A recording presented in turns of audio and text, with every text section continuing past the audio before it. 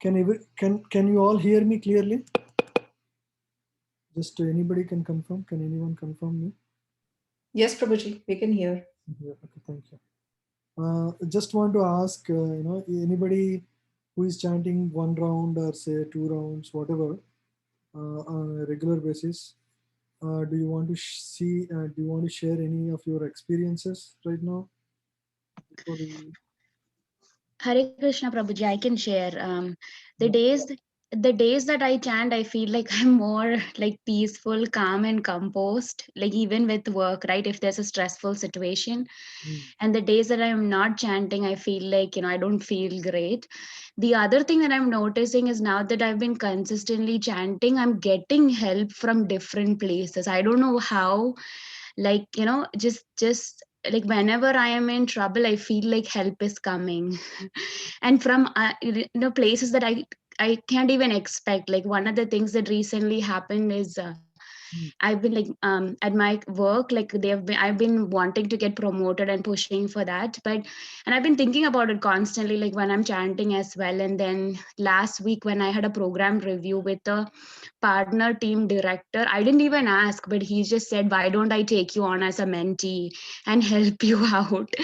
So I was shocked because I hadn't even asked. So situations like this where I can see, like when when I'm in trouble or stressed, I feel like help is coming even without me asking for it. So I think that's just what I wanted to share.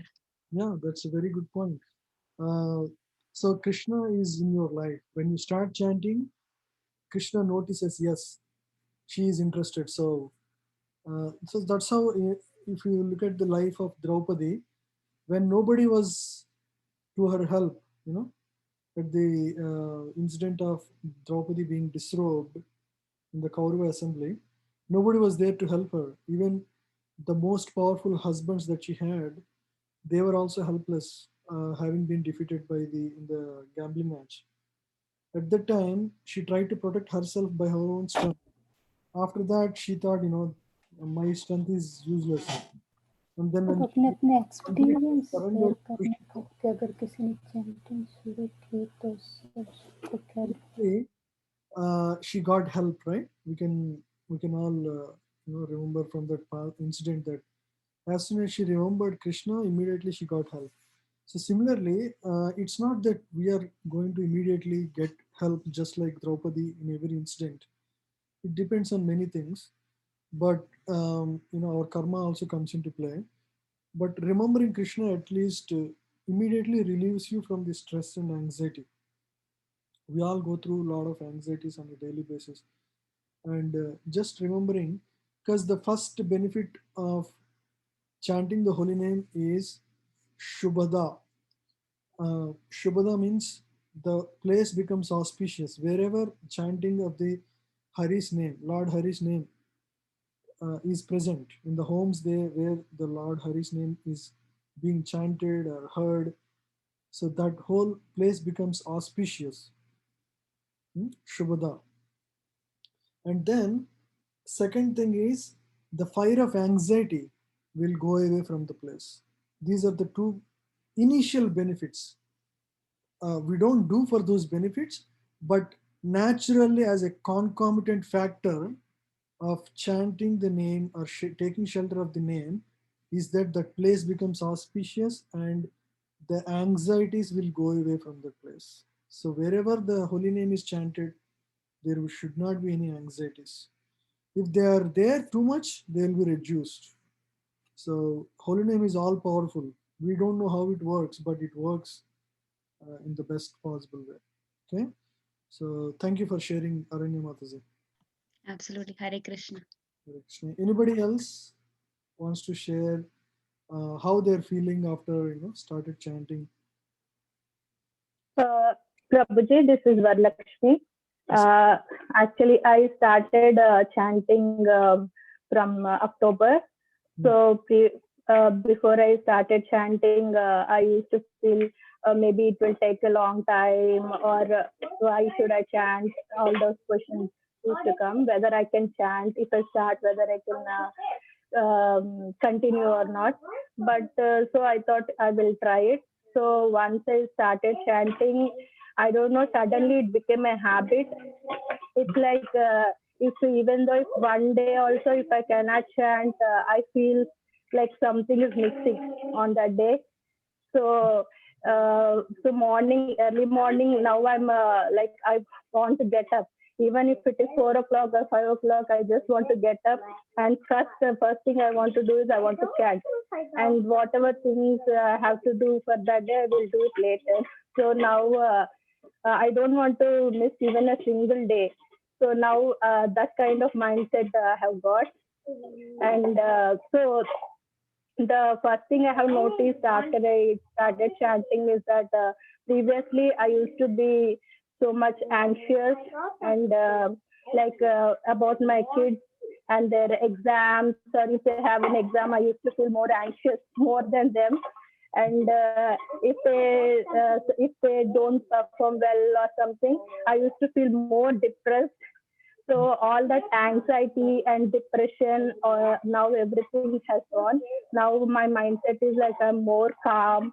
Now even with my calmness, I'm making them also calm and not to feel anxious. And yeah, and one more strange thing that happened to me is that I started chanting in October, and actually I don't know, we didn't even think about it, but suddenly we purchased a house here in Bottle area. I don't know whether why it happened, how it happened. We didn't even have the thought. So so I don't know. So within 1 month, we didn't even try also. So I'm thinking maybe it is because of the grace of Krishna. So I'm taking it in that way. So what happened? Sorry, I didn't clearly hear. In the Bothal area, you took the. We purchased a home Oh, here. mhm. So I don't know. We didn't even try. We didn't have that thought. All the suddenly all the situations have come in that way, and we went and we purchased a house. So yeah, we are. And, apart from the means, I'm thinking it is because of the grace of the Lord. And the most important thing is now I'm more calm and peaceful in mind. And then any decision I'm taking it like with a calmness. Yeah, because So that is most important is thing. everything is everything is happening according to a perfect plan, right? There is our karma in play, and everything is happening according to what we are due for. There is nothing to really worry in life, because what is in our hand is our own actions. As long as we do our actions, that's what this chapter is all about. Whatever is in our hand is our own strengths and our ability to act. And as long as we do those things sincerely, rest of the things will fall in place. There is we never need to worry about the fruits, right? That is the whole discussion of chapter 3, and that's what you are trying to practically study from Bhagavad Gita. As well as by chanting, you are able to imbibe those principles in life because of your chanting. And definitely that is a natural result of chanting. And slowly our habits change, so many things will change, because that's the power of holy name. Just like, suppose there is a lot of garbage, right? It is stinking smell, coming from the place, and there was no sunlight for many days. Suddenly, when the sunlight comes, what happens to all the garbage? Even though it was so stinky for so many days, if sunlight was continuously there in that place for, say, 5 days or 6 days, all the stinkiness will go away, isn't it? Similarly, our mind is filled with so many negative impressions from past life and in the current life, in the past experiences. Uh, so all these things will fill our mind like garbage, and they all give so many negative feelings, negative thoughts, anxieties, stress. And as soon as the light of Krishna arises in the mind, as soon as you chant, Krishna occupies the space of your mind. When that occupation happens, as long as Krishna is there, it's like a light. Suddenly, all the darkness in your mind will go away, right? So naturally, there cannot be any anxiety, there cannot be any stress. All those things. It doesn't mean that we are going to completely get away from all those things. It will take few years to really come to a clean slate stage.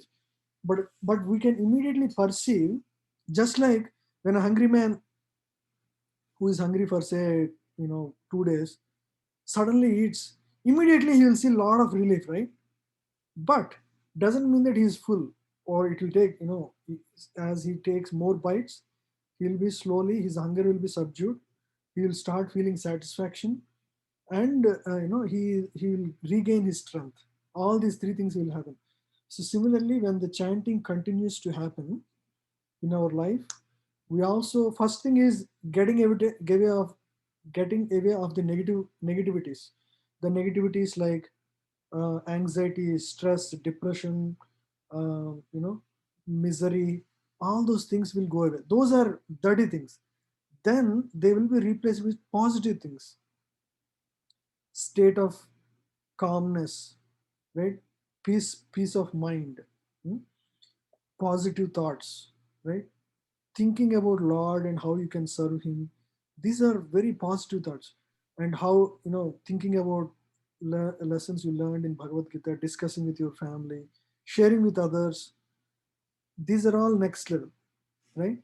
And then after that, as you chant, your taste for chanting increases. All the unwanted things will go away from the heart. Your lust, greed, anger, envy, false prestige, these things will be driven away slowly as Krishna occupies more and more space. All these things, none of them can stay in that place. So from our mind, all these things will go away. Then your state of bliss will begin. Right now, we are not blissful. So that will begin only when all the unwanted things will go away. It's a gradual process over a period of time. It will happen. So that is called Nishta stage in Bhakti. So we go through several stages, right? So right now, Bhajani Kriya means the beginning stages, right? Now before that, Sadhu Sangha. All of you have come in touch with Prabhupada books, and you have started hearing Bhagavad Gita. Sadhu Sangha means come in satsang with like-minded people who are learning Gita, like that. So that is Sadhu Sangha. That's the first stage. Everybody begins. After Sadhu Sangha, he gets to the state of Bhajana Kriya. Means he will start hearing Bhagavad Gita. He will start chanting the holy name, at least one round a day or 2 rounds a day, whatever he commits to. Then Bhajana Kriya. As soon as Sadhu Sangha and Bhajana Kriya continue to happen, Anardha Nivritti begins. Anardha Nivritti means unwanted. Ardha means money or value. Anardha means unwanted things. So the things we think are wanted before now becomes unwanted. What are they? Lust, greed, anger, envy, false prestige. So these are all unwanted things. These are occupying our mind right now. And these things will slowly subdue. Slowly, gradually, as you progress in your chanting, these things will subdue, right? So that is Anardha Nivritti. It will take years. It's not going to be like, okay, 1 year I chanted, I should be clean now. No, you should sincerely chant for several years. Some could have done in their previous life, they could be, quick to achieve that state. But, I'm still going through Anardha Nivritti, for example, right? And then Nishta, one becomes very fixed up, right, in his bhakti, and very clear. His goals are very clear. His purpose of life is fixed. That is Nishta. From Nishta stage, the joy begins. He will experience transcendental happiness. So until now, there is no real blissful state that we are experiencing, because anarthas are gone. The jiva experiences bliss. So that is the beginning. Nishta stage is just a slight bliss, right? Then the next stage is Ruchi. Ruchi stage. In Ruchi stage, one actively looks for spiritual, service to Lord, and there is a, there is a deeper taste for spiritual life, right? So that is, taste means, you just like, suppose right now we may have taste for money, it's, we all want some kind of a material progress, that is our taste. So after the stage of nishta, one develops similar taste for serving Lord, right? So that is nishta ruchi, right? So that is ruchi stage. After ruchi, though these are very fast, the biggest, longest stage is anardha nivriti. It can take 10 years, 20 years, 30 years. But once one crosses anardha nivriti, it is super fast. One starts experiencing spiritual bliss.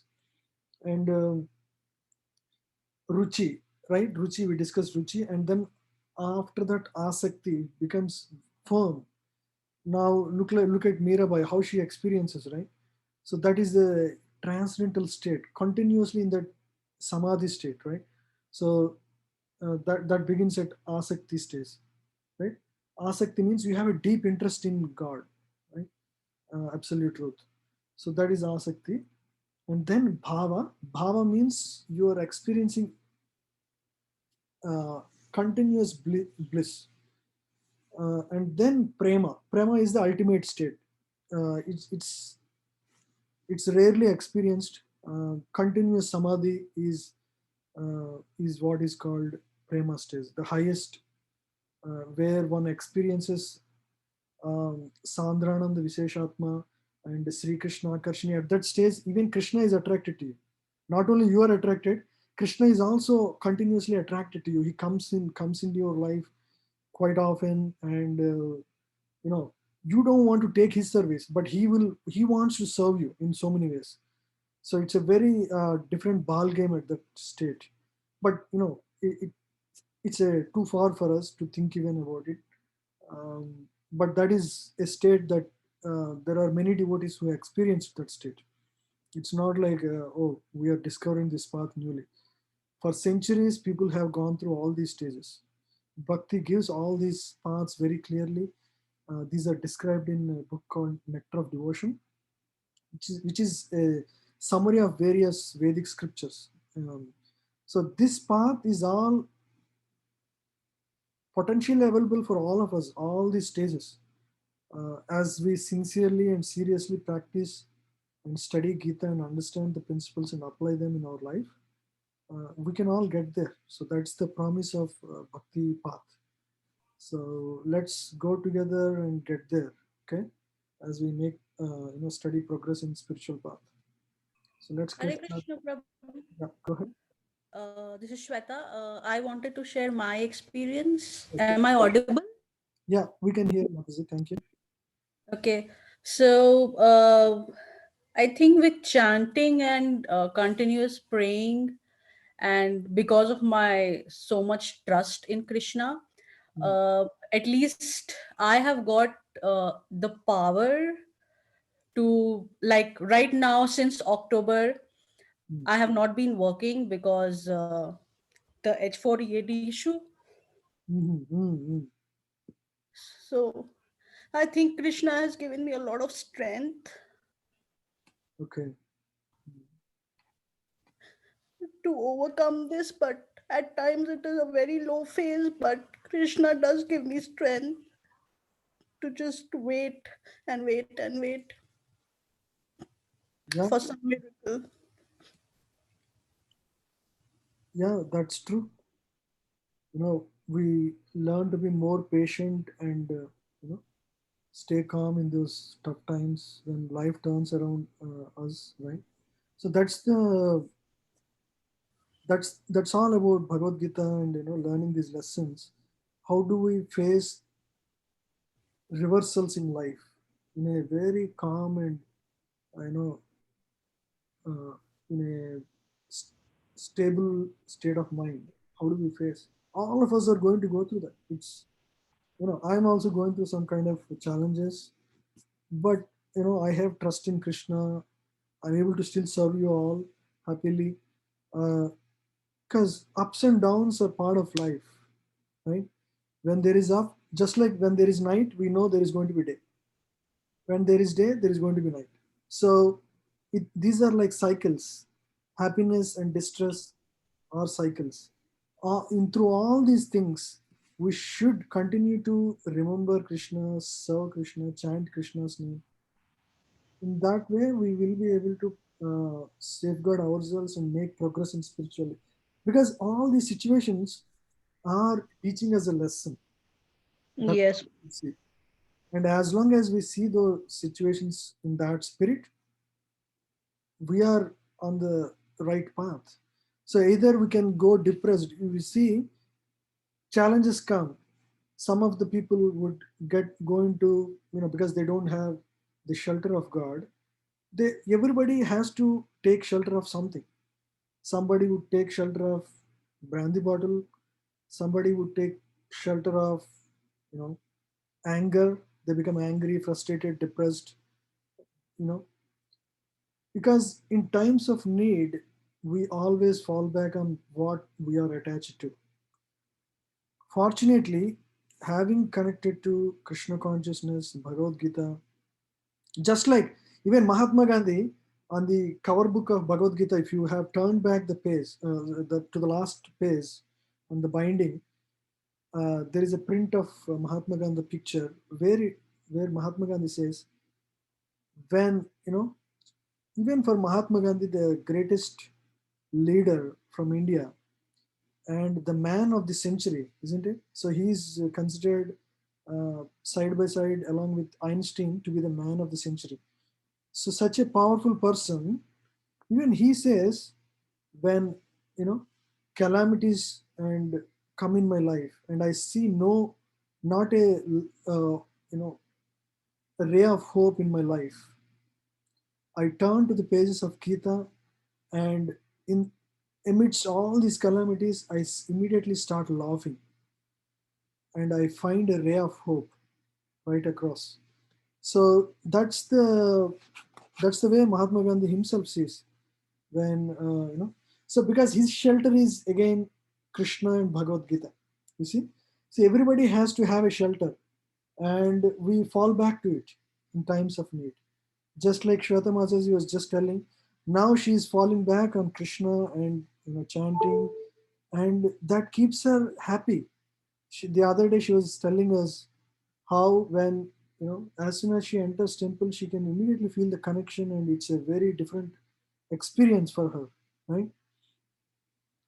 That's because of her connection. She is able to connect with God deeply at a deeper level. So like that, we all can develop that connection with God. Let God be our shelter. In that way, we'll be far more strengthened spiritually, and that is the right way to actually. When Pandavas were in trouble, they weren't taking shelter of anybody else other than Krishna, right? That's how, even though they are the most powerful people and they had Krishna in their life, doesn't mean that their life is easy. Their life was the most toughest actually. It's far more tougher than any of our challenges, isn't it? And amidst all of that, even there was a prayer by Mother Kunti, the mother of all the Pandavas.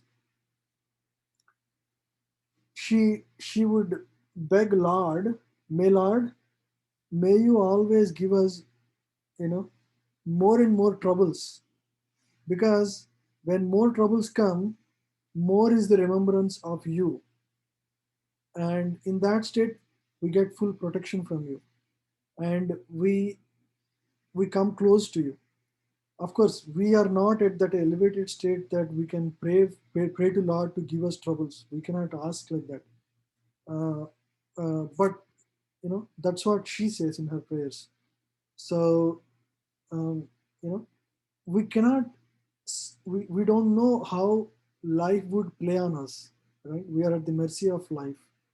We don't know how it is going to treat us, but in any circumstance we have the shelter of God. As long as you cling on to that, you are going to receive protection.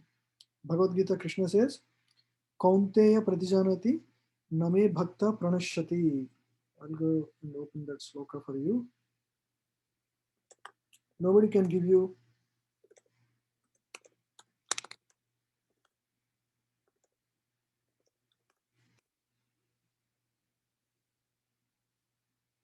protection except for Krishna. Shweta Mataji, can you read this?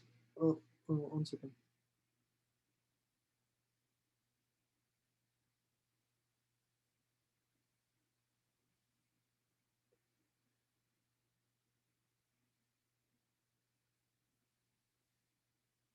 Can you read this? Uh, is it okay? Yeah, It's a translation. yeah. He quickly becomes righteous and attains a lasting peace. O son of Kunti, declare it boldly that my devotee never perishes. Kaunteya Janihi Name Bhakta Pranashyati. If you take shelter of Krishna, this is the promise of Krishna. Nobody can, not our life insurance, none of them can really give us such assurance. You see, the son of Kunti, Arjuna, declare it boldly that my devotee never perishes. Right? So that's the promise of the Lord. So we should not lose faith in all these circumstances of when challenges come. We should not doubt the existence of God. Some people think that, oh, I'm praying to God, so I should not face any difficulties in life. If difficulties come in life, it is a proof that there is no God. That is a foolish argument. Why would difficulties come in our life? Can anybody tell me, based on what we learned so far? Why would challenges come in our life? You faced a robbery in your home, or you lost your job, or why such things happen in our life? Because of Because karma. karma. Perfect answer. Yes, everything we get is only because of what we are due for receiving in this life. That called sanchit, prarabdha karma. It's called prarabdha karma, means a package of karma that is due for exhaustion in this lifetime. It is basically a quantity of happiness and misery, two quantities, and you have to exhaust that in this life. So there is no interference of God in this whole game, right? So there is no play of God in this. Your karma is due on you, and you are receiving and you are experiencing. And just because you took shelter of God, all your karma will not vanish. It will still be there. The effect is going to be far reduced. Suppose you are going to be hit by a car and break your leg, that would go away like you were hit by car and your car leg is not working. So that also depends on how much shelter you took. You took 80% shelter, you get 80% protection. That's how it works.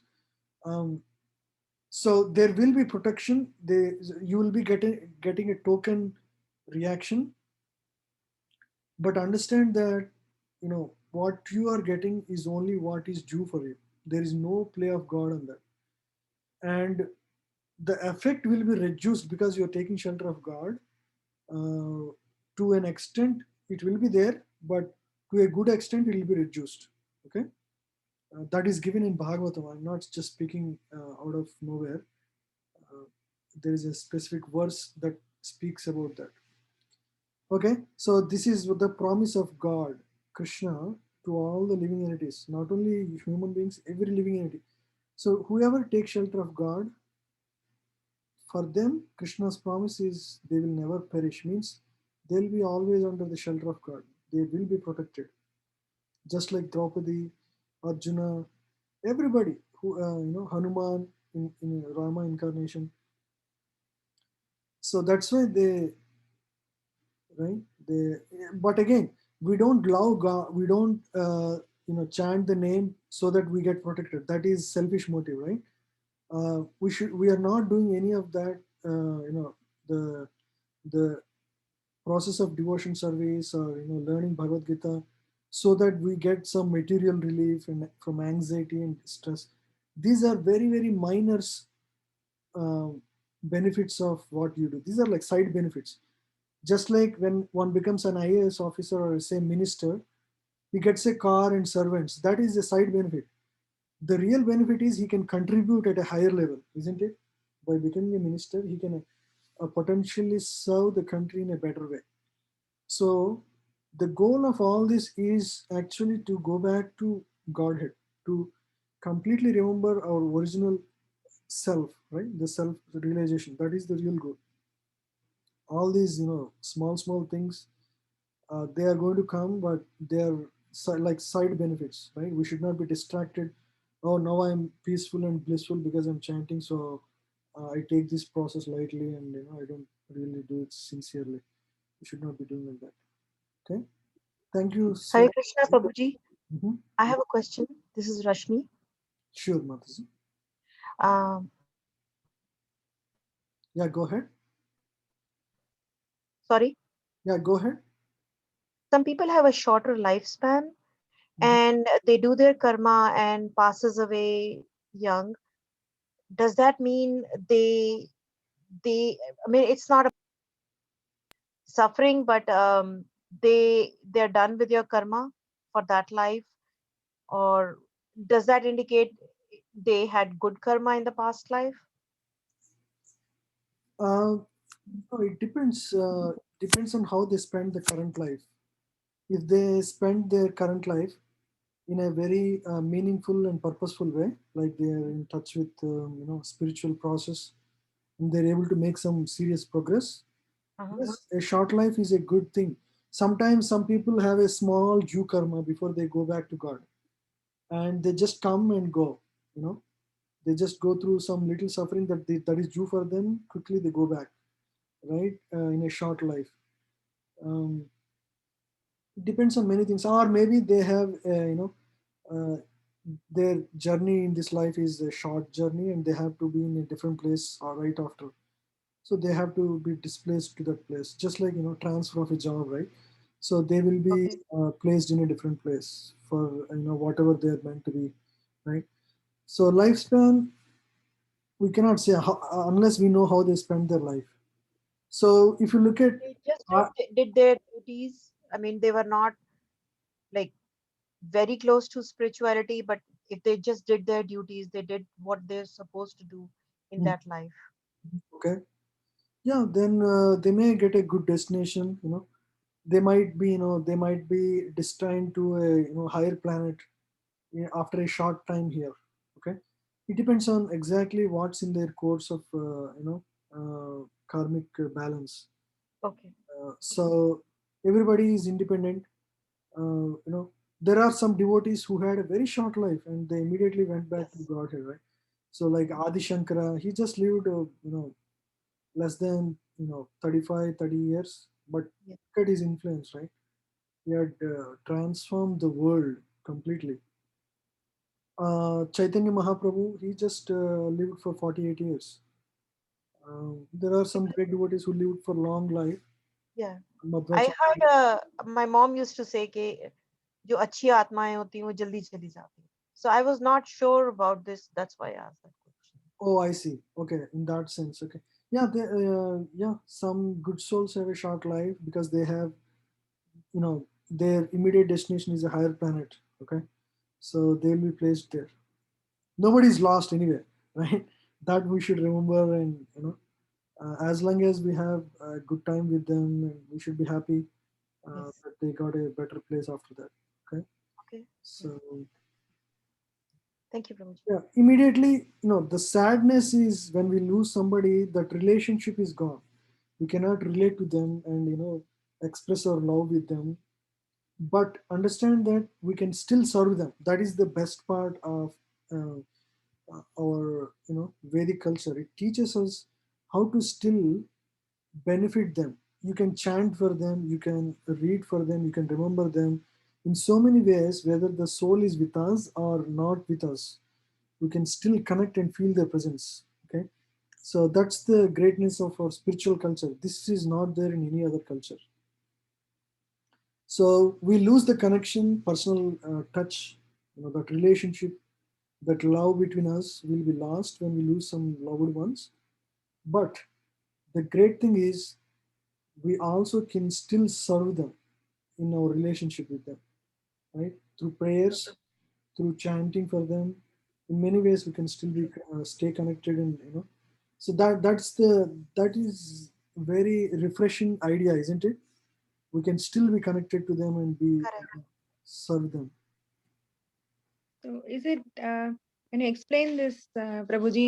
So is it not like disturbing them? They are in totally different plane now. So how can we think, or it's like very thinking about this world itself a bit scary thing. So how to pray or how to think? So Okay, we don't need to think about where they are, what they're doing, all of that, right? So we understand that once they leave the body is, the form that we remember, that's not the form they're going to have. They'll be in a different body and, different state of mind, different place. But still, because of what they did to us in terms of their love, expression of love to us, and like if somebody loses his mother, father, it's a, we always feel indebted to them because of what they did selflessly for us.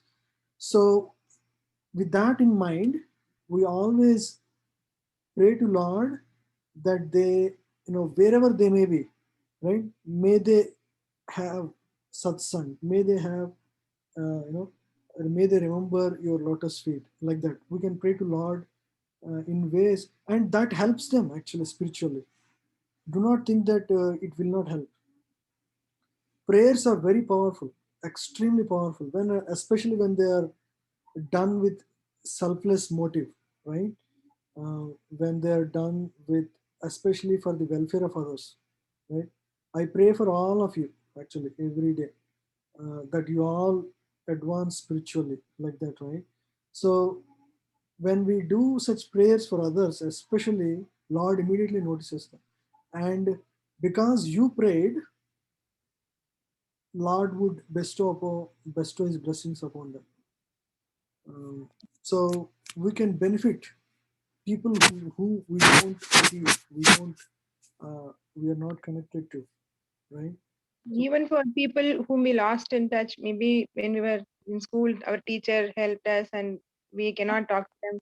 So out how of to dedicate how to our gratitude, we can pray for their spiritual well-being. May Lord, may you always give them shelter, and like that we can always pray. And somebody, not in your form but somebody else, would go to them and may share a Bhagavad Gita book with them, and make them chant. You never know how things manifest, and there is no witness for us also how they are benefiting from our prayer. But correct? the common ground is Krishna, right? God knows everybody who is praying for whom, and he knows your heart. By such prayers, he would actually clean your heart more, because you're trying to do that selflessly, right? Making sense? So how to dedicate? So during our daily prayers, we have to think about them and close our eyes and dedicate the Yeah. prayers to them. Yes. Just pray for them, in your mind of minds. Just 5 minutes you can spare for all these people who were, you were grateful in your life for. Uh, this is one great practice many spiritualists do. Before going to sleep, they think of all the help and that they received in their life from different people, out of gratitude, in gratitude, and pray to Lord that you know they advance spiritually, like that. So we can make it a habit, like just before going to sleep, you fold your hands, pray to the Lord, and expressing your gratitude for all that you receive. And ultimately all these people are instruments of in the hands of God, right? So it is ultimately the help of God received through all these people. Correct. So out of gratitude to God, ultimately you pray for the well-being of all these people involved, right? So do these things your scope of thinking expands beyond you, your family, to to the society, to the world, to God ultimately, right? So this is how our consciousness expands. We have to think beyond our own self and selfish needs, right? As long as even though we are doing all this, if our mind is just stuck to our own problems and issues, we don't expand our consciousness. So this is one way to expand our consciousness, to express our gratitude, on a regular basis, uh, right? It's not very difficult. We can all do that. Making sense? Hare Krishna, Prabhuji. Did it make sense just before that? Yeah, correct. Yeah. So that's a very good practice. So we'll try to do that every day night. I actually tell my other batch students, they're they have been learning for a long time, for several years. But I tell them, and we recently started doing this actually, all of us. Yeah, thank you. Thank you. Thank you very much. Yeah, Haripur. Yeah, someone else Prabhuji. has a question. Yeah, I had a question, Prabhuji. I actually, like, I lost my dad 2 years ago, but I just pray that, Lord, please help my dad's soul and provide for him whatever he needs wherever he is at. That's kind of how I've been praying. But you kind of mentioned that, it's good to pray that he remembers the Lord and take shelter in the lotus feet of the Lord. Like, yeah, that's a very good point. And then the other thing to Prabhuji is like one of the slokas that my dad taught, like this is just evening prayer every day, and it says Loka Samasta Sukhino Bhavantu. We say that 3 times every day at night, like while we are praying, which is kind of praying for everybody in the world to have like peace and like shanti, right? Yeah. Yeah, very good prayer. Thank you. Yeah. So, Yogakshemam Vahamiham. Ultimately, God will take care of everyone, Mm-hmm. but we explicitly pray for the welfare of others. That is a devotee's heart. Right? He wants the well-being of everybody, including his own enemy, because enemy is a dress, right? Ultimately, Mm-hmm. his own karma that is coming through him. So we don't take anything personally. That this person's. That's what Lord Jesus says. Hate the disease, not the deceased. You understand? What does it mean? If a person is ill behaving, it is because of the state of mind he had. So the disease he had is the problem, not the person himself. So, but we develop hatred to people because we are blind to their problem, right? Of course, people need to be stopped if they are misbehaving, but ultimately understand that we have to start looking at a deeper level. When we start separating things in the right way, right? If a person is behaving in a certain way, it is because of their state of mind and their past impressions, and so many things come into play. Their stability and so many things. Doesn't mean that we let them exploit us. We should be very cautious about that. At the same time, we don't develop hatred to people, right? We stay balanced, keep them away if they need to be, and with a proper mind, right? Take right decisions and make progress, right? Right. Should be like Prabhuji, one of the things that like I used to always like how you were mentioning like hatred towards people. Whenever somebody did bad to me, like I would always get upset or angry or not happy with them or not talk to them. Then I slowly started thinking, like yes, there is suffering, but it's all because of what I have only done. So, and in some maybe a role by us also. It's not that every time the other person is wrong, right? right, Sometimes exactly. think like that, but Mm-hmm. unfortunately, there is always a problem on both sides, Right. and the quantity is different. Who is more bad is the only factor. Right. But there is a role in everybody's on everybody's part. Right. We should acknowledge, and especially we should be regretful about the mistakes on our side. That way, uh, when we honestly accept our mistakes, right? When we honestly accept our mistakes, Mm-hmm. then the grace of Lord flows through our life. I was just reading Right. Boka from Srimad Bhagavatam Mm-hmm. about that. Anyway, this is for a different batch of students. This is a much deeper subject. No, I'll not go into this now. Yeah, so that's a good perspective. One question, maybe it is not very related, but I try to tell to my daughter to pray, and she keeps asking me so many questions. One is like, she says, every day I pray, why I'm not able to see Krishna? So am I bad? Why he's not coming like that? One. And then one more question she asked, why he created all the virus, bacteria, and tiger, all those things. So why can't he create only good things like that? So I don't know what to answer. So just Let's go one by one. Yeah, these are very good questions. Maybe today's session is just Q&A. I'm sorry, we're not discussing Bhagavad Gita. I hope it is okay with everyone. Um, I think once in a while, once in few weeks, we should do like this. That way, you all freely open up your questions and you can discuss in a free forum like this. I hope that is okay with everyone. Hmm? Yeah, it is, Prabhuji. Hare Krishna. Okay. Hare Yeah. Krishna, Prabhuji, this is Rashmi. I want to load this question, piggyback this question with another question. My daughter also asked me, she was introduced to Ma Durga when she was little, Hmm. and I told her about Maya, Shakti, and everything, and she's old enough to understand, but she believes that Durga should be the boss of everybody Durga, somehow. Durga Uh, should be with. sorry? Durga should be with. I didn't get. Yeah, Durga is supreme. Ma Durga is supreme. That's, Okay.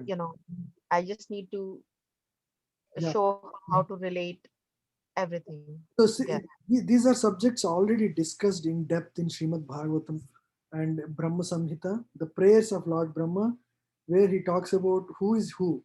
It's like an index of who is Mother Durga, what's her role. She is the supreme energy within this world. Okay, let's go one by one, right? Let's first discuss the first set of questions by Vidya she Sri Vidya Mataji. can. Okay, your first question again I lost. I'm sorry, Kali Yuga memory. What was the exact question again? So I keep her telling that while eating, you should pray to Krishna. Every day after bath, you should put a tilak, pray to Krishna, and remember Krishna. But she's telling why he's not coming. I'm doing this every day, but is it something I'm bad, or why Oh, he's not coming? she's Like, really, she wants to experience Krishna right away. Uh, you know, so we all have this material body, right? So material senses, or eyes are charma chakshu, means these are material forms. So Krishna is in a transcendental form, and when Krishna wants to see us, his form, he can manifest. But for that, we are not qualified right now. I'll give you a small story of Narada Muni. Narada Muni, in his previous life, was the son of a maid servant, single mother. Her, she. So Narada was a small boy of 4 years at the time, and she would be serving in a forest, mother of Narada, and she would be serving in a ashram of great rishis.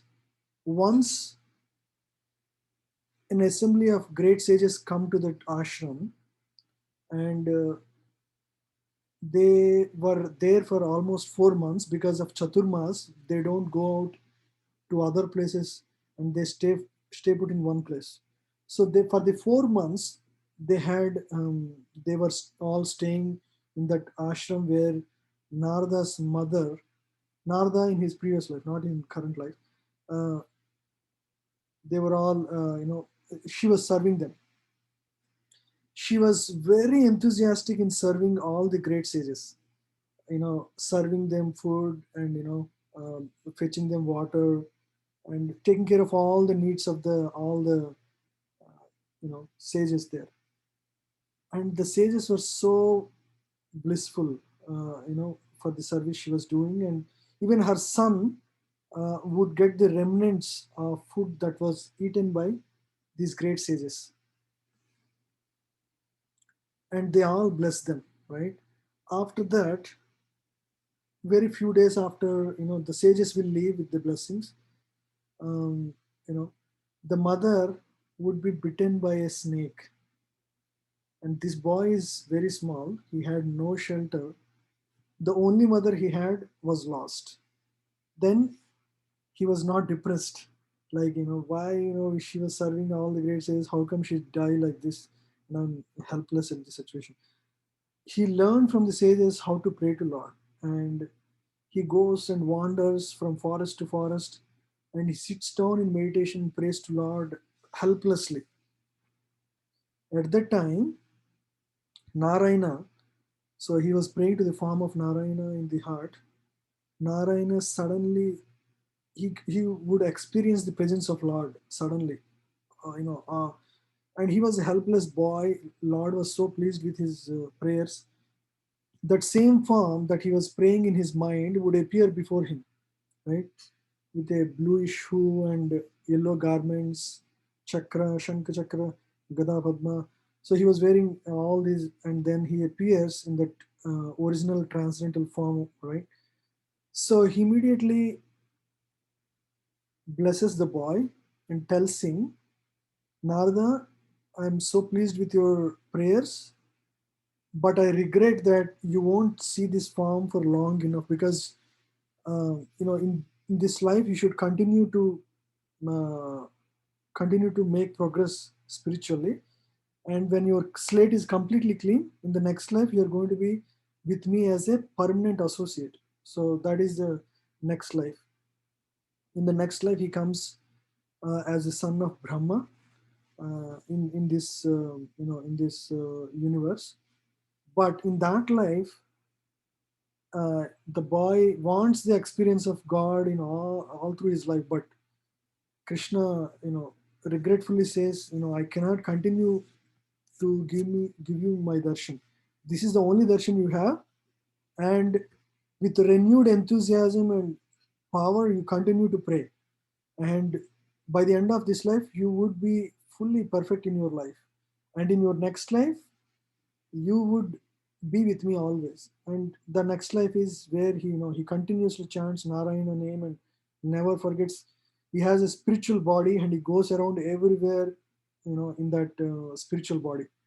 He comes to, he was there during, Lord Krishna's pastimes 5,000 years back.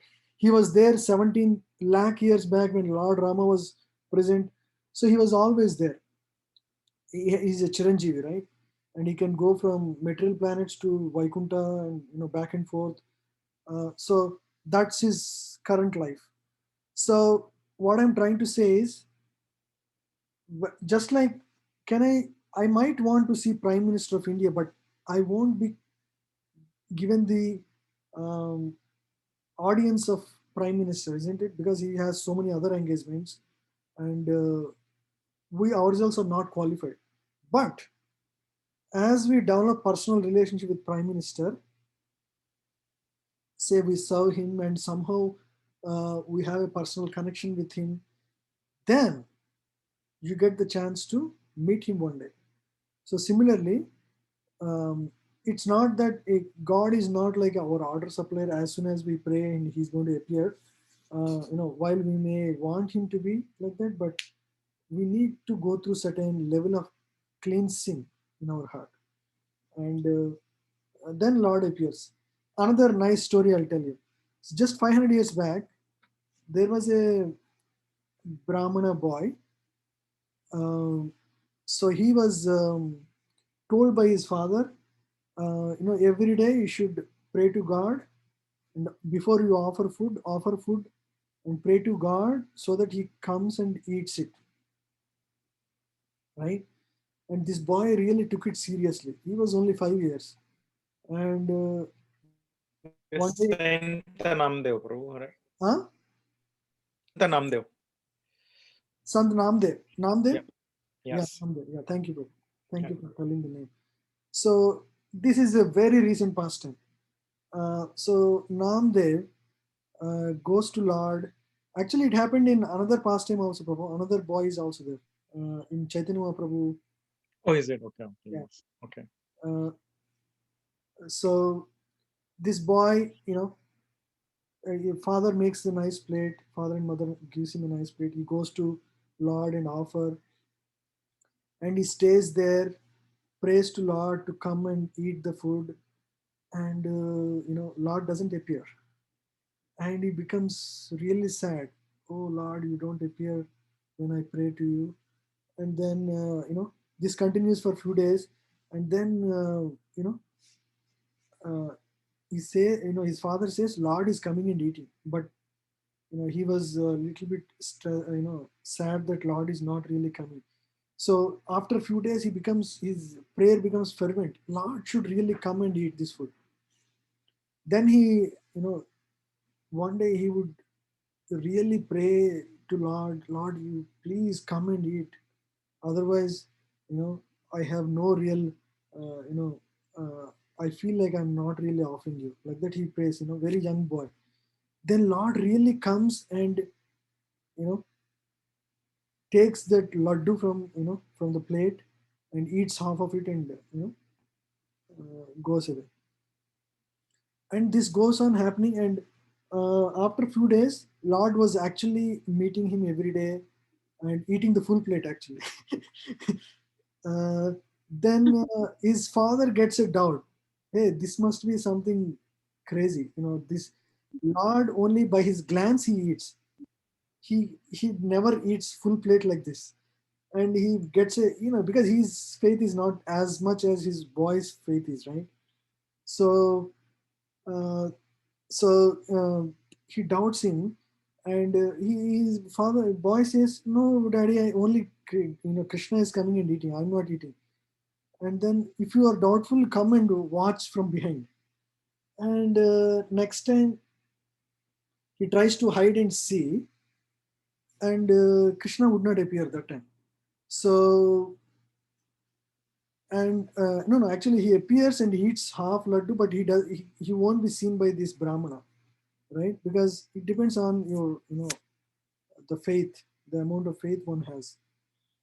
So all these stories reveal it depends on us. Krishna would appear, but it depends on us, how pure are we. And and he accepts through his glance only. It doesn't mean that when we are offering, Krishna is not eating. We should not feel like that. He can do same thing with all his senses. Anga niyasya sakalendriya vrittimanti means he can do what what we do with our hands, he can do with his eyes. So just by glancing our food, he accepts our food. The love within our food. He doesn't not just take the physical food, he accepts the love within the food, right? So we should understand that Lord actually accepts our offering, even though you don't externally see any change in the food that you offered. But you all can see that when you offer food, the food becomes really tasty, isn't it? So if you eat in ISKCON temple, you would all experience that the food is extremely tasty, isn't it? Yes, yes. Anybody has any doubts? No, right? All of you accept that prasadam is much, much tastier, especially in Yes, ISKCON. even in home, when we pray for on some festival days, I make without even tasting. That is becoming very tastier than the other days when I taste and test. So even There are my multiple things involved. When you are offering, especially on festivals, you are cooking with the consciousness this is for God, right? And you can do that every day, Sri Vidya Mataji. We can do that every single day. We can make our life a festival by just cooking with some precaution, like you don't mix onion garlic in that food. Just simple rice and dal. Make a plate to Lord and offer with a tulsi leaf if you have. And you are very happy. So for devotees, every day is a festival because every day is, that's how it is in Vaikuntha. Every moment is a state of bliss, complete bliss, right? So we want to experience that in this life itself. We don't need to wait till we go back to Vaikuntha. Hmm? So that's the first question. So why Lord doesn't appear? Yes, you continue to pray, and she can, he or she, sorry, She, she, 5-year-old. Yeah. 5 year. Wow, very nice, Mataji. You are training very nicely. Yeah, tell them the stories of from Krishna book. You can read a story, or they can read themselves on a daily basis. So they learn Krishna stories from the very childhood. When they learn that, they will not become people. Nowadays people are all full of anxiety. Younger generation and full of so many negative thoughts, and you know all those things will not enter their life. If you enter Krishna right now, inject Krishna right now in their life through stories, and you can also show some nice videos. Have you all seen a Little Krishna video? Fan of that over and over. And that's how she says they are all, the other kids are playing with him. Yeah, so you should make them watch this wonderful Little Krishna movies. These are extremely wonderful. So Little Krishna is the title. I'm not going to open this, but uh, yeah, it's going to be. Go to Brindavan, can we see, like that she used to ask. So, Yeah, she's very advanced. Looks like that's the reason you started learning Gita when they are in your life now, because actually, parents for children who are advanced, they would make situations such that. I just saw all these Sorry, I can't hear. I think it was broken. Yeah, actually, in fact, I started seeing that, and we saw all the videos over and over, and somehow I got chance to do the DYS program, and I joined the Bhagavad Gita. Yeah. So So when we have young children, we started becoming serious about Krishna consciousness. That's a clear indication that they were to deserve better spiritual life. That's why as soon as they are in your life, you are going to take to spiritual life seriously. Yeah, that's what happens. Yeah, and now what's the next question? Sorry, so this is the first question. so why God created bacteria, virus, and even the she asked whether tiger can eat vegetarian. I said no, it can't.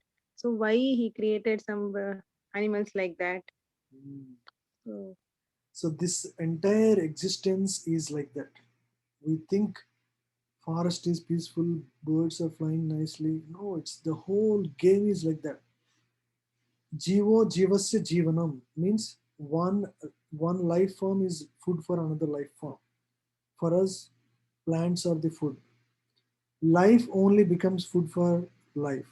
There is no other way of life cannot sustain without that.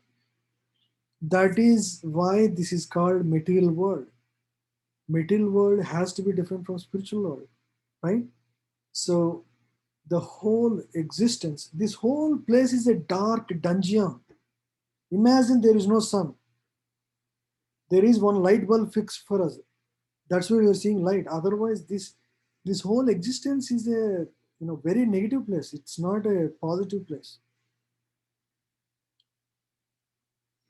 The whole karmic I mean, everybody comes to this world with a view that he can enjoy independent of God naturally, and so everybody wants to compete.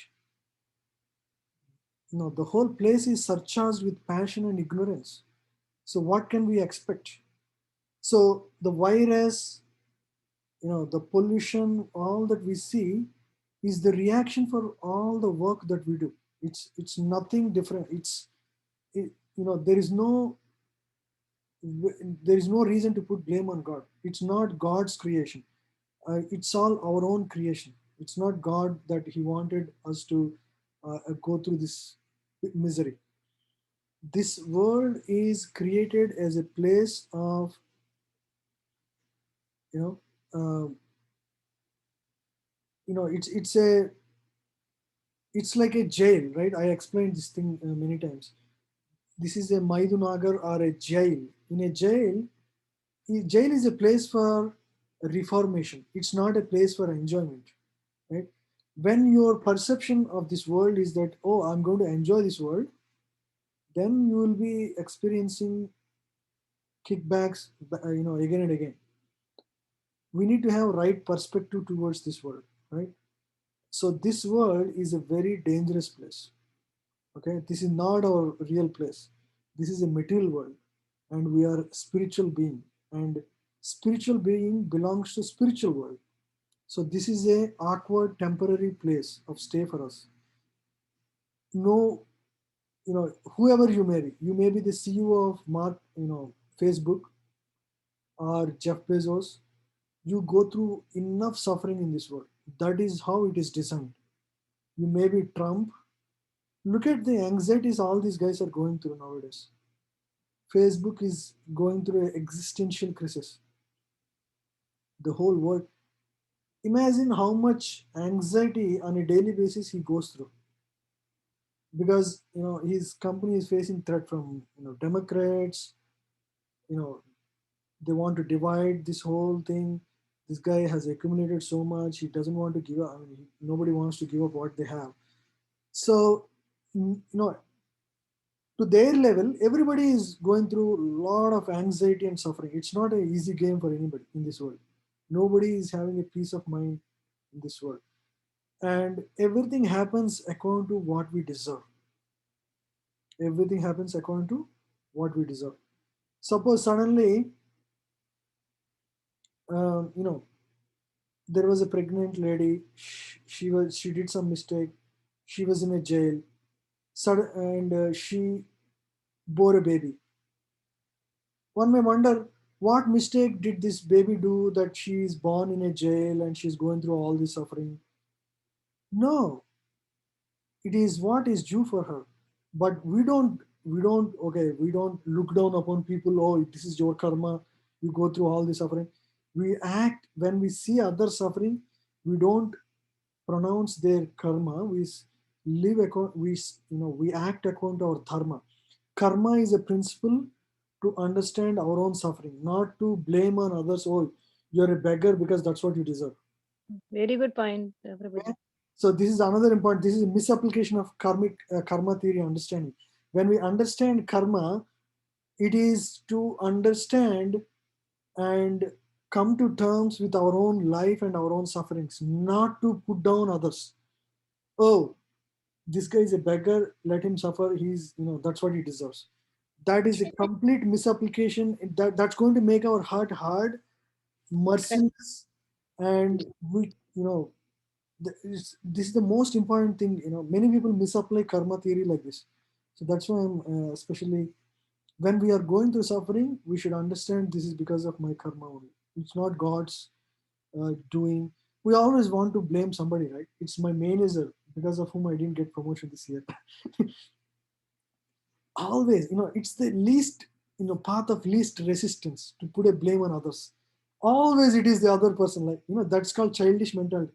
Go to a child and ask them to accept any mistake they did. No, never they do that. They would always, that's exactly the problem with Trump. He would blame on the election. I'm not political here. I'm just taking an example just to illustrate the point here. But the childish mentality is the path of least resistance for most of us. Nobody wants to take the responsibility. So recently there was an accident in India where so many people came on the railway track and they started doing some dharna. And the railway station does have no idea of this, and a train cannot be controlled while it's on a locomotion, right? When it is moving, it cannot be controlled by it cannot stop in the minute. If it has to be stopped, that has to be planned at least 1 mile ahead in time. If it is in a at a high speed or a medium speed. Now these guys organized, and a politician organized this thing, and they were all on the track, and this train is coming, and people didn't see. Many people got crushed under the train, and everybody started playing blame game, right? Nobody wants to own it. Politicians started blaming the locomotive or the station, like that. Nobody wants to take the responsibility. What exactly happened there? It is the irresponsibility of the politician. Nobody wants to accept that. This is in the constituency of Navjot Singh Sidhu, I think. He was a cricketer before, long time back. Many of you may know. So that's how it is. So when we start owning the responsibility, that's when we start transforming our life. We must accept our mistakes. The world is like this because of collective karma of all the people. And this is exactly what we deserve. We are the kind of people who need, according to our karma, this world. That's why we are presented with this. Okay? So there is nobody to blame. No. When troubles come, we blame on God. When we are happy, we don't remember. We think it's all because of us. Right? My own doing. That's why I got IIT. That's how I got IAS. When things are going, we take all the credit. When things are going wrong, we put all the blame on God. No, none of that. Everything is our own doing. It's not our doing specifically, as we discussed before. It is our desire that motivates the action. And material nature is empowered by Lord to get the action done, right? But it acts. So these situations like Corona and all, they are reminders again to everyone that this world is not a place of permanent settlement. All of us know we are going to die in this life, right? I'm not going to live forever. For sure, I know. Maybe I have 40 years, 50 years maybe from here, or maybe 30 years, who knows. But there is a end coming. That itself is a signal. This is not a place permanent. But do I want to die? Nobody wants to die. That's not how our, the inner desire works. We want to be always happy. We want to live forever. We want to know everything. Sat, Chit, Ananda. These are all our innate nature, the soul's nature. That is not wrong. But that is wrong in this place. This place will be like that. This is a spirit. The spirit soul is trapped in a material body in this world. So everything looks awkward because that is not your nature. Your nature, by your true nature, why you feel anxiety in life? Because the nature of the soul is that it wants to be always happy. But the world is not going to listen to that. This material world, everybody is here to compete against each other. The whole world is designed like that. And naturally, it should act as a reminder that, hey, I don't belong here. Actually, I belong to spiritual world. So I should focus on that more. You see my point? So we should, if God makes us, oh, no corona, everything is blissful, you don't pass stool, and everything is, you don't work hard, but still you get money, and if everything is perfectly arranged, nobody has any impetus to go back to God, because that is our real place. And Jiva, the soul, is tiny. It cannot become independently happy. It can be truly happy when it works as a part and parcel of God. And that will naturally happen when we are in the spiritual world, not in this world.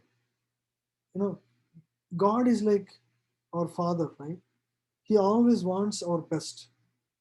But sometimes when we are adamant, we don't listen, we take a blade and we want to play with it. Okay, so be it. He will let you play. Maybe make a little, cut. He will immediately have a band-aid to help you. But from that, you should not continue playing with the blade. You should learn a lesson. Oh, I should be careful next time. Okay, so I will make a I learn the lesson that I should you know listen to God, obey God, or obey my father. That's when I'll be peaceful. So Krishna also says in Bhagavad Gita, Aham Bija Pradapita. All the jivas in this world, I am the seed giving father. He's the original seed. No, he's the original father of all the jivas. So all of us were actually like children of God, ultimately, right? Not like we are children of God ultimately. But in this material world, in our desire to enjoy independent of Him, we are here playing with so many things, trying to be happy and trying our own best. But our karma is going to limit us, and all the sufferings will remind us that this is not a place of permanent residence. Our permanent residence should be in the spiritual world. It's a great reminder for all of us, right? So all the sufferings should act as a wake-up call, as a reminder to become more serious in spiritual life. That's the whole purpose of it. We don't see purpose from God's view. We see from our view. Hey, this is not what I want. This is because our mind says this is happy, this is misery. So I want happy, I want to have. So all the time we are only trying to do reduce misery, increase happiness, right? So that is a constant fight we are going through, right, in this world. So it doesn't work like that. Life would give, life is like a lemon drops, right? So it keeps giving us, reminding us, all is not well. Understand the purpose. Otherwise, there is no impetus to, really take to spiritual path, right? Does it make sense, Sri Vidya Mataji? Hello, Sri Vidya Mataji. I couldn't hear. Are you speaking something? Yes, Yeah, we can hear now. Prabhuji. There was some delay. Yeah. It makes sense, Mataji? Yes, perfectly makes sense. Yeah, thank you. Yeah, what is the concomitant question? One more question came, no? Mataji, who asked that? Rashmi Mataji, I think, asked. My daughter wanted to know if Durga Mata, why Durga Mata is not supreme. Okay, perfect question. So Mother Durga, Bhagavatam explains who is she, right? Durga, the word Durg means what? Anybody know Sanskrit? Durg means wall. She is the guardian of the wall of the material existence. Who is she? She is the guardian of the wall of material existence. Durg. She is the strongest wall. So in the jail, you all know about jail, right? So in the jail, prisoners would be living in the jail, in the cells. There will be a very big wall around the jail. What is the purpose of the wall? Aranya Mataji, what is the purpose of the wall of jail?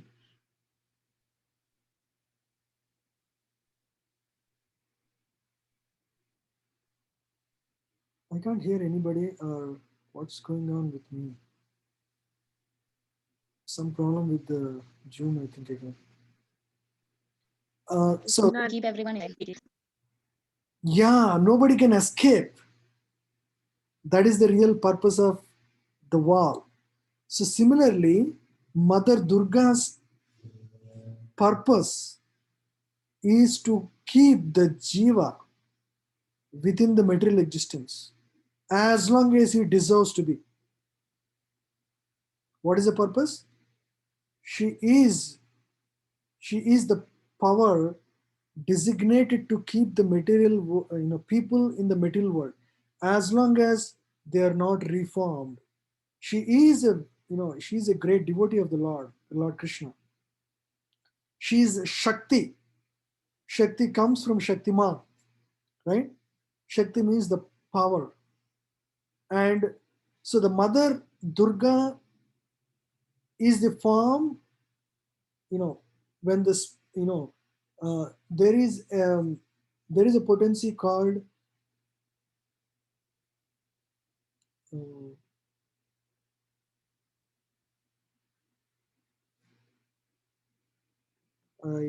so what is that? You remember, Prabhu, what is the potency of Lord?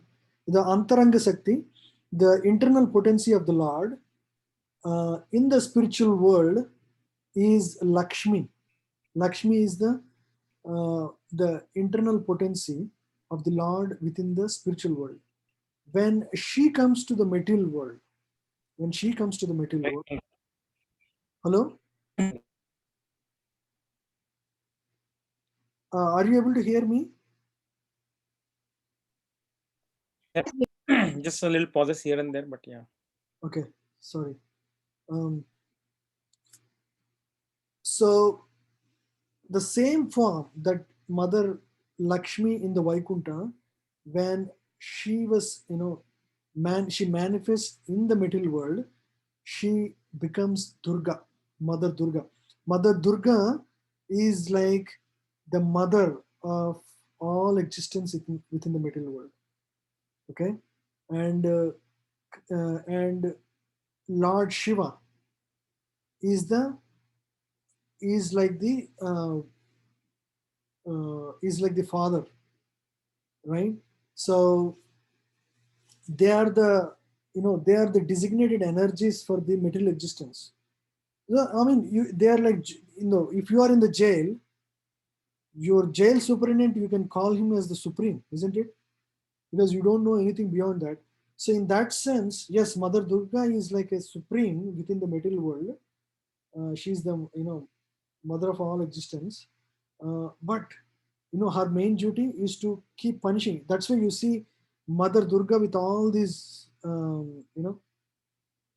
these instruments in the hand, right? She has a gada, she has a knife with, she would be punishing all the people, wicked people who are violating the laws, the laws within the material existence. She's going to, so that's her service to the Lord.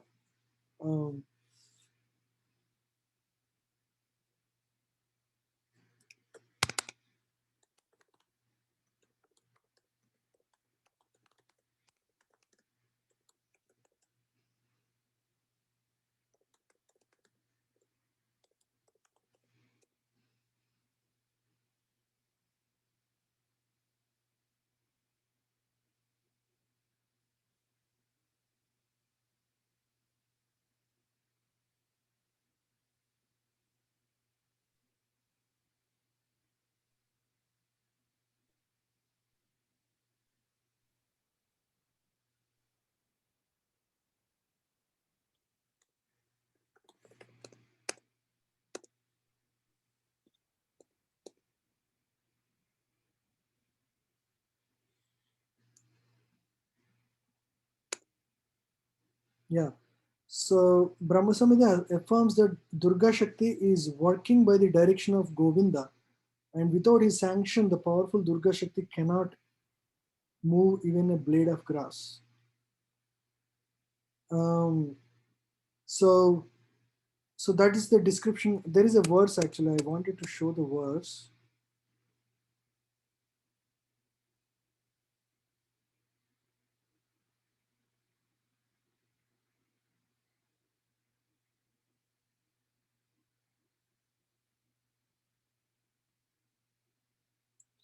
Yeah. Srishti Sthiti Pralaya Sadhana Shakti Reka Chaye Vayasya Bhavanati Bhivarti Durga. So this is a very famous verse, 544. So Maya is like a shadow of the Supreme Personality of Godhead, who serves him in the creation, maintenance, and annihilation of the world. Maya means Mother Durga. Just as a shadow has no independent power of movement, but follows the substance that casts the shadow, the illusory energy of the Lord has no independent power, but bewilders the living entities according to Lord's desire. So this is the shloka, Brahma Samhita 544. Now we go and search for it.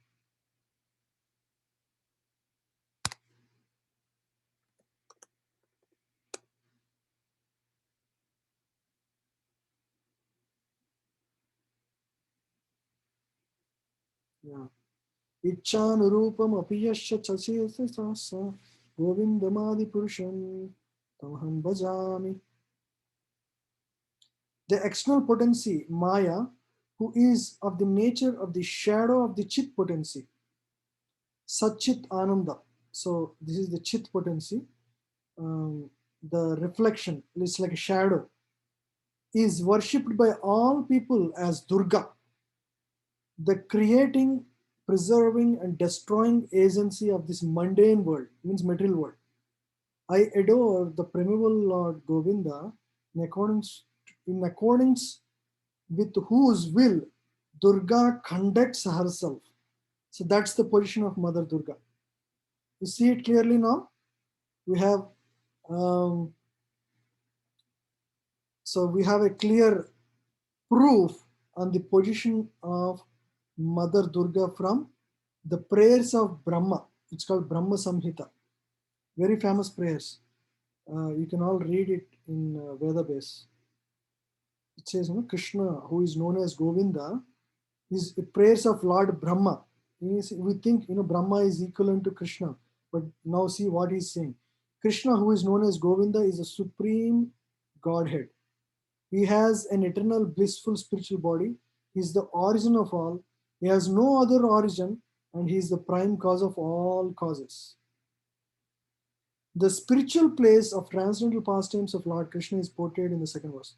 The super excellent station of Krishna, which is known as Gokula, has thousands of petals and a corolla like that of a lotus sprouted from a part of his infinitesimal aspect, the whole of the leaves being the actual abode of Krishna. So it describes how Krishna's spiritual abode actually exists. So these are words of Brahma. Imagine, right? Brahma, when he is about to start creation, he describes the place where Krishna lives. This is not about the Krishna when he incarnated in Earth planet 5,000 years back. No, that's not what he is referring. He is referring to the original Krishna's place in spiritual world. It's called Gokula or Goloka Vrindavan, right? So it's called Gokula.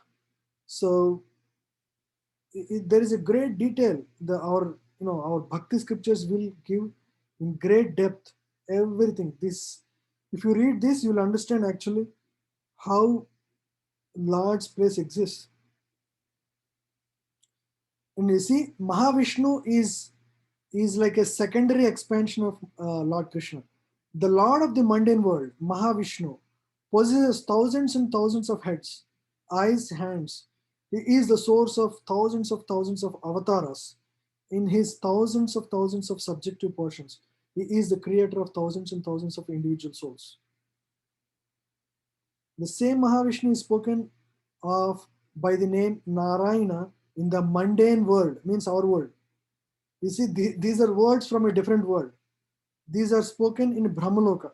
So that's why we are, from that eternal person has sprung the vast expanse of water of the spiritual causal ocean, the subjective portion of Sankarshana, who abides in the Paravyoma, the abode of the Supreme Purusha, with thousands of subjective portions, reposes in the state of divine sleep, Yoga Nidra of Mahavishnu, we see in the picture, right?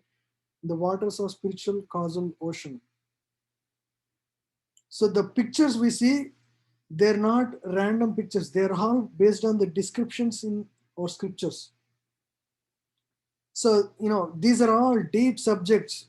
We are not, why would, these are not mental creations, by the way. Don't ever think like that. These are all real spiritual truths.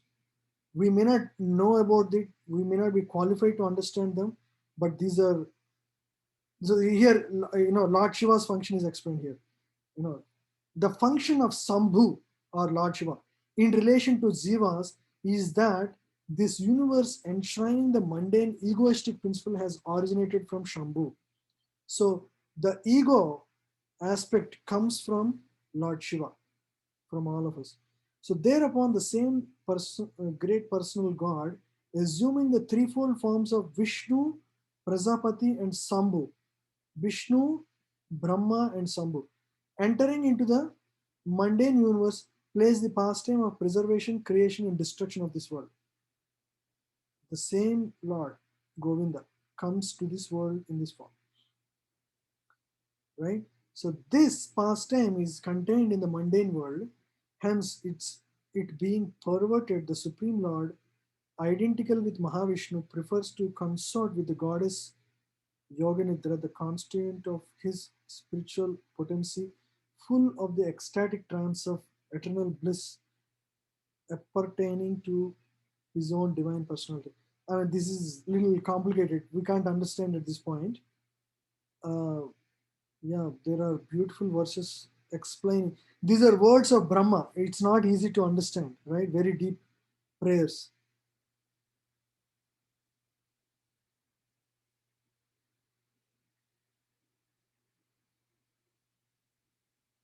See, I adore the same Govinda, primeval Lord, in whose praise men who are imbued with devotion sing the mantra shuktas told by the Vedas by gaining their appropriate beauty, greatness, thrones, conveyances, ornaments.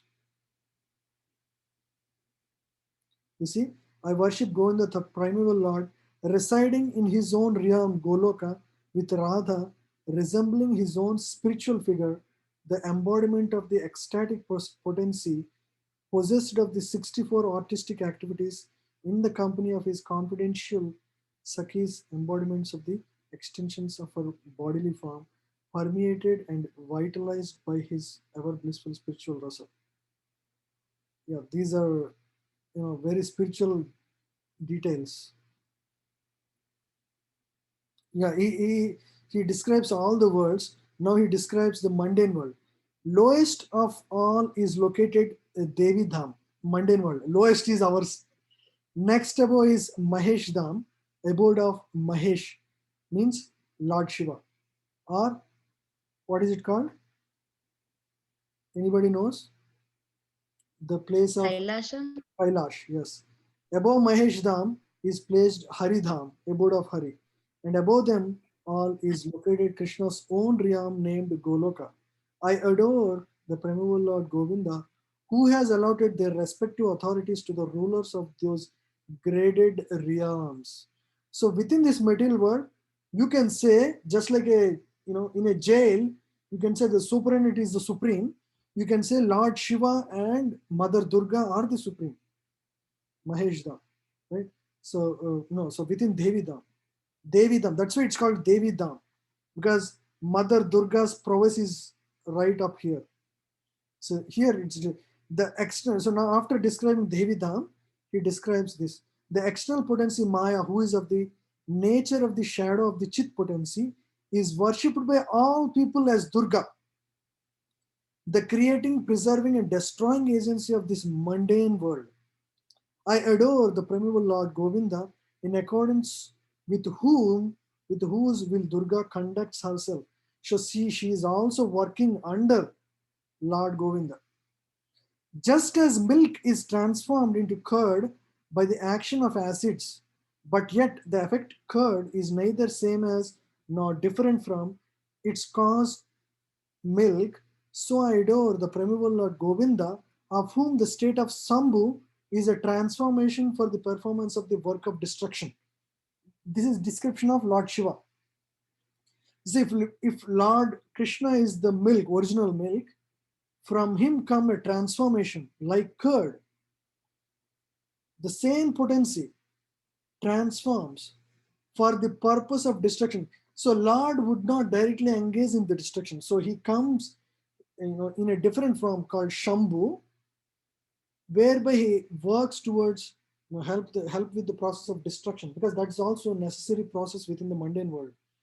So just like milk can convert to curd, curd cannot convert back to milk, right? It's a one-way process. So similarly, Lord Shiva is an expansion of the Lord, right? Original Lord, the Supreme Lord. But he has a specific purpose in this material existence, right? You can say he's as good as God, he's as good as Krishna, because he's the same, the same thing transformed, but he's not the same, right? So you still want to worship Vishnu or Krishna. Yeah. So now here, right, the light of one candle being communicated to other candles, although it burns separately in them, is the same in its quality. I adore the primeval Lord Govinda, who exhibits himself equally in the same mobile manner in his various manifestations. So Lord comes in various manifestations. He comes as Narsingha, Vamana, Rama, Lord Shiva. All these are various forms, but he is the original candle, Lord Govinda, and all these other candles, which look alike, which are equally powerful, but not the same.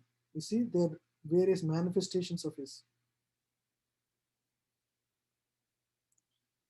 See, I adore the primeval Lord Govinda, who assuming his own great subjective form. Hare Krishna. Yeah, go ahead. Hare Krishna Prabhu. You mentioned Haridham and then Govinda. Hari and Govinda, Lord, they are different. No, there are many Vaikunthas. There is not just one Vaikuntha. And Vishnu in his various forms resides in various Vaikunthas, right? Uh, you know, because every devotee has a separate, has a very distinct quality of love towards God.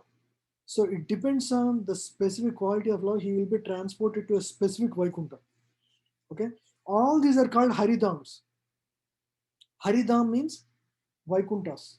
Okay, but above Vaikuntha is called, there is one supreme planet called Gokula, which as described in Brahma Samhita and other various scriptures, where the original Vishnu or Govinda, like as described in these verses here, Krishna resides there. It's that's what is described in the initial verses, right? And there are, let's see, right? I'll show you the picture.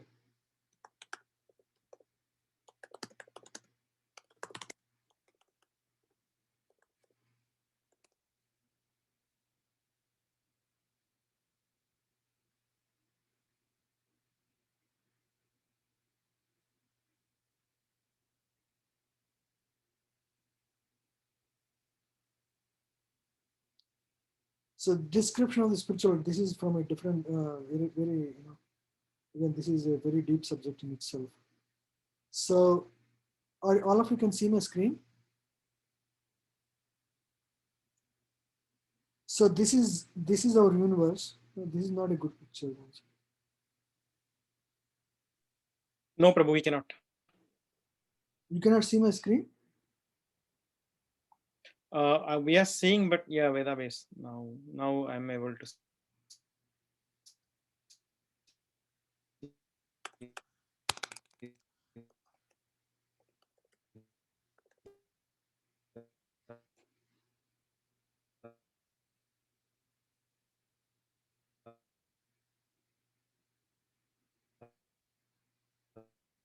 Are you saying something? I can't hear.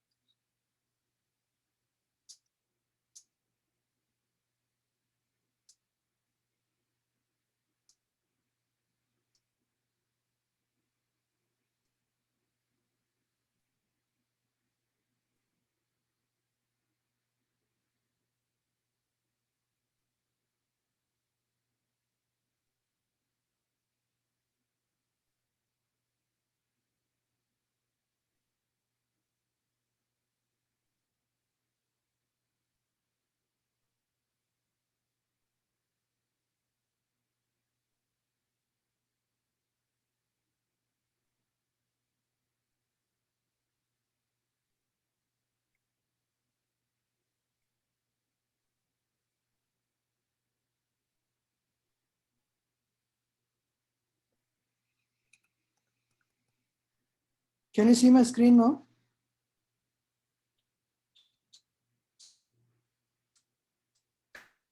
Can anybody confirm me if you can see my screen?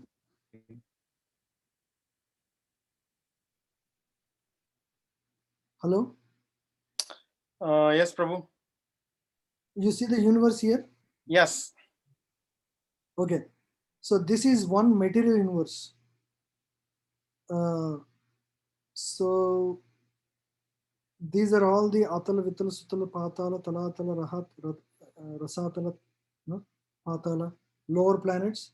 Our current planet is here, and above that is, you know, higher planets. So this is all one material universe. And above the material universe is Kailash, you know. So this is Kailash, Mother Durga, and Lord Shiva. So within this material universe is Garbhodaksai Vishnu. From his lotus navel comes, from his navel comes a lotus flower on which Brahma resides. So this is how material universe, each material universe is like. Are you all able to hear? I don't get any responses, so I'm not able. Yes, Prabhu. Okay, I think we will end. It's just a little slower, but yes. Okay. So this is actually material world. I wanted to show spiritual world.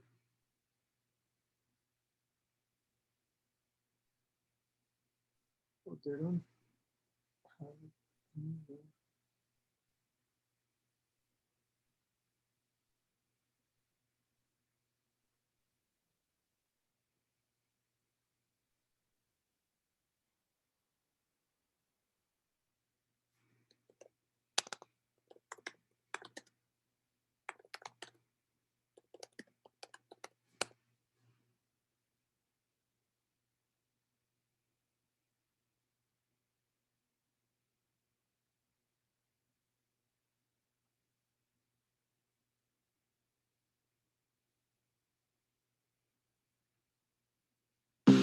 So at the bottom of the planetary display, we have Shesha holding up the earth. This is Shesh, the empowered incarnation.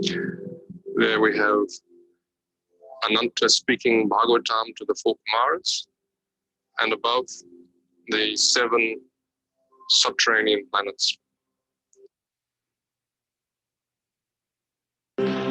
Here we can see Jambudvip, the central island of Bhumandala, and Bharatvarsha is situated on the southern side of that. It's 8 other Varshas with Ilavrita Varsha in the center, various supporting mountains with large trees upon them described in Srimad Bhagavatam. In the very center of Ilavrita Varsha is Mount Meru, Golden Mountain.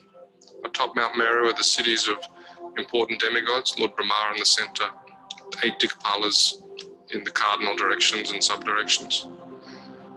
Moving out, we can see the broader Bhumandala, 7 concentric islands and oceans surrounding them. The 7th of these islands is Pushkaradweep. On that island is Manasotra mountain, and on the mountain there's various cities of demigods such as Indra. Out further is Lokaloka mountain. These large elephants stand atop Lokaloka mountain to balance Bhumandala. Outside of Lokaloka mountain is Aloka Varsha, which is dark. The rays of the sun and the other luminaries extend up to Lokaloka mountain. On Manasotra mountain here on Pushkaradweep, the sun travels above this mountain at the southernmost point of its annual orbit. Above Bhumandala is Bhuvarloka, which is the residence of the Charanas, Siddhas, Yakshas, Gandharvas. And above there is Swargaloka, beginning from the sun and extending up to the pole star Dhruvaloka. This is the moving part of the planetary display. Here we can see the sun and the moon moving in their chariots. The chariots are being drawn by horses moving in the anti-clockwise direction, but they're traveling with the wheel of time moving in the clockwise direction faster. So it looks as if they're moving backwards. Above them are the zodiac of stars, more planets, and another realm of stars. So here we can see everything moving with the Kala Chakra, circumambulating the axis that connects Mount Meru with Dhruvaloka. Above these planets, we come to the planet of the seven sages, the Saptarshi. You can see them here. They're commonly known as the Big Dipper. And then Dhruvaloka, the pole star. On the ocean of milk situated there, Kshirodakshaya Vishnu, who is the Paramatma within everyone's heart. He resides on Anantashesh. Moving up beyond there, we have Mahaloka, Janaloka, Tapaloka, and Satyaloka. In this video, we haven't included many of the details for there, but on Mahaloka, Janaloka, Tapaloka, we have residences of the Lord, such as Lord Varaha, Lord Vamana, and so on. Here's Brahmaloka, and on Brahmaloka, we also have a form of the Lord Garbhodakshaya Vishnu as the Sahasrashesha Purush. Beyond there is the seven coverings of the universe, earth, water, fire, etc. And outside of the universes is the abode of Lord Shiva, Shiva Loka. There he resides eternally. Beyond Shiva Loka, we come to Mahavishnu, Karanodakashaya Vishnu, with innumerable universes that have emanated from the pores of his transcendental body. Here you can see him being served by Rama Devi. Then we come to the Brahmajyoti, the effulgence of the Lord's transcendental body. Penetrating through the Brahmajyoti, we come to the Vaikuntha planets. We're showing 24 planets of the Vaikuntha realm in this model. The Lord with 4 arms is holding the conch, disc, club, and lotus. And the various combinations of those 4 make 24. Then we come to Goloka Vrindavan. Here we can see Radha Madhava, but we'll also be showing the other primary rasas. Krishna with the cowherd boys, Krishna being served, Krishna with Mother Yashoda. So this is an overview of the planetary display to be shown in the main dome of the temple.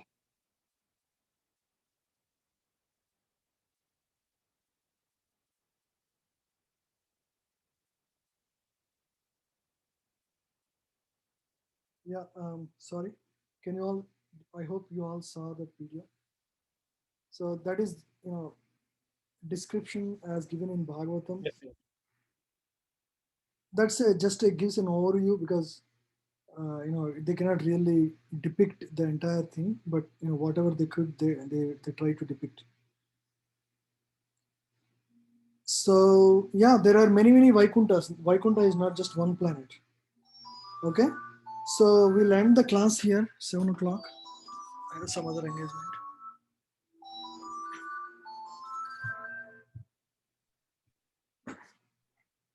We'll discuss further next week. We haven't started Bhagavad Gita today. Okay, so we'll end the class here. Thank you all.